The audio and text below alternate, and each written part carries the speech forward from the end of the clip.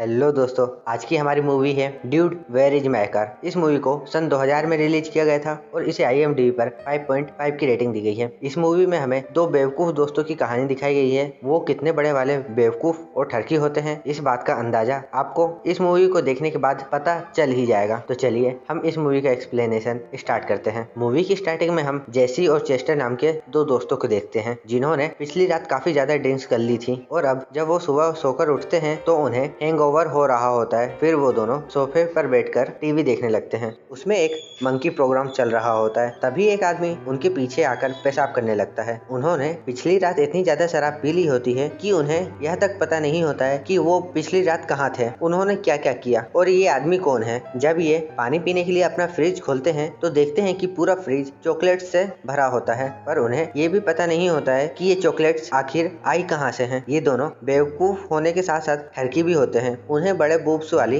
लड़कियां काफी ज्यादा पसंद थी। यहाँ हमें उनकी बातों से पता चलता है कि उनकी ट्विंस गर्लफ्रेंड्स हैं और वो दोनों मिसिंग है। फिर वो दोनों अपनी आंसरिंग मशीन चेक करते हैं, जहाँ उनकी गर्लफ्रेंड्स ने उनके लिए गुस्से से भरा एक वॉइस मैसेज छोड़ा होता है। वो इनसे गुस्से में पूछती है कि आखिर ये दोनों कहाँ गायब है। अब इन दोनों को यह पता लगाना है कि आखिर इनके साथ रात में क्या क्या हुआ था और इनकी गर्लफ्रेंड्स कहाँ मिसिंग है। फिर वो दोनों इस गुत्थी को सुलझाने के लिए घर से निकलते हैं और अपनी कार की तरफ जाते हैं। तो वो देखते हैं कि उनकी कार वहाँ पर नहीं होती है, वो भी मिसिंग थी। जेसी चेस्टर से पूछता है, dude where is my car. अब इन्हें अपनी कार के साथ साथ अपनी गर्लफ्रेंड्स को भी ढूंढना है और उन्हें यह भी पता लगाना है कि आखिर इनके साथ कल रात में क्या हुआ था। तभी इन्हें याद आता है कि कार में इन लोगों ने अपनी गर्लफ्रेंड्स के लिए गिफ्ट्स रखे थे और वो भी मिसिंग है। आगे हम देखते हैं कि ये दोनों एक बार में जाते हैं। यहाँ एक लड़की जेसी के साथ फ्लर्ट करने लगती है। वो उसे संभोग के सुख को देना चाहती थी, इसलिए वो उसे अपने साथ एक कमरे में लेकर जाती है और फिर एक एक करके अपने कपड़े उतारने लगती है। जेसी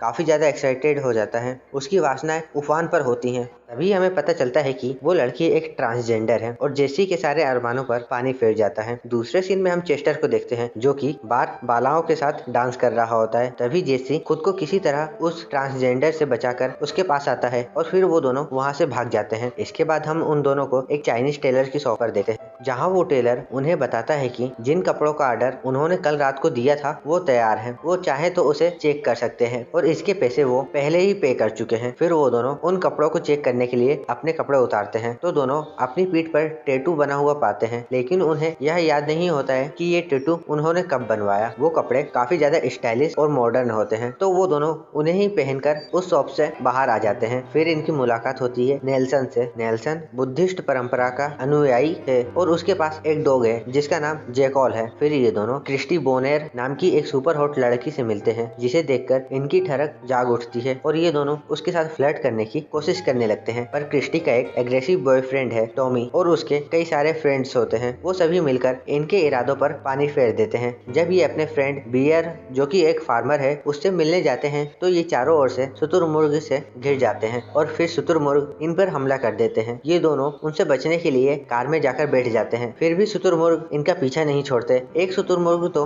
कार की छत में छेद कर इन पर हमला कर देता है। ये दोनों किसी तरह वहाँ से बचकर निकलते हैं। फिर ये दोनों दो ग्रुप्स के लोगों से मिलते हैं। एक ग्रुप में सभी फीमेल्स होती हैं और दूसरे ग्रुप में सभी मेल्स। इन दोनों ही ग्रुप्स के सभी मेंबर्स एलियंस होते हैं। दोनों ही ग्रुप्स इनसे एक डिवाइस मांगते हैं, तो ये दोनों कहते हैं हमारे पास कोई भी डिवाइस नहीं है। इस पर दोनों ही ग्रुप्स कहते हैं कि कल रात तुम दोनों हमारे साथ थे और तुमने वो डिवाइस हमसे ले लिया था।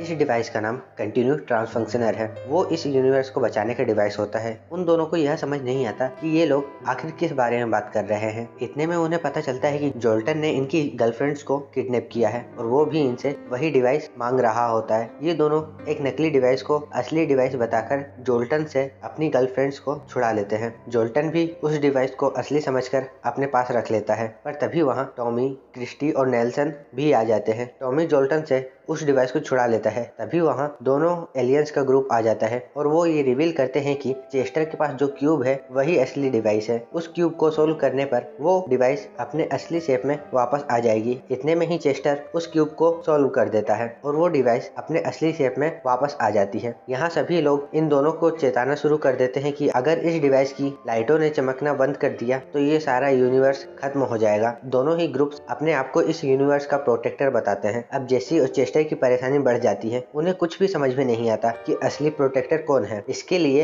ये दोनों उन दोनों ग्रुप्स से सवाल करते हैं कि ये कल रात को कहाँ थे। तो मेल्स का ग्रुप इन्हें बताता है कि ये दोनों कल रात को मिनिएचर पार्क में थे और इन्होंने एक शर्त जीत ली थी, जिसके बदले में इन्हें life time free chocolates supply offer मिला था। चेस्टर और जेसी यह जवाब सही लगता है, क्योंकि सुबह ही उन्होंने अपने फ्रिज में ढेर सारी चॉकलेट्स देखी थी। इसलिए वो मेल्स के ग्रुप को सेलेक्ट करते हैं, जिससे लड़कियों का ग्रुप जो कि एलियंस का होता है वो खुद को एक विशाल लड़की के रूप में ट्रांसफॉर्म कर लेती है। ये बहुत ही विशाल और शक्तिशाली है। ये खूबसूरत होने के साथ साथ बहुत ही ज्यादा खतरनाक और खूंखार भी है। वो टॉमी को जिंदा ही निगल जाती है, जिससे वहाँ अफरा तफरी मच जाती है। जेसी और चेस्टर अपनी जान बचाने के लिए वहाँ से भागते हैं, तो वो लड़की भी उनके पीछे जाती है। तब कल्टिस इनसे बोलता है कि अगर ये उस डिवाइस के बीम वाले स्विच को ऑन कर दे तो ये एलियंस यहीं मर जाएंगे। फिर चेस्टर एक स्टिक की सहायता से उस स्विच को प्रेस कर लेजर बीम को ऑन कर देता है, जिससे सारे एलियंस मर जाते हैं और फिर पूरा माहौल शांत हो जाता है। सारी प्रॉब्लम्स सॉल्व हो जाती हैं। जेसी और चेस्टर को उनकी गर्लफ्रेंड वापस मिल जाती है। मेल एलियंस का ग्रुप उन दोनों को थैंक यू बोलते हैं और जाने से पहले उन दोनों की याददाश्त को मिटा देते हैं, जिससे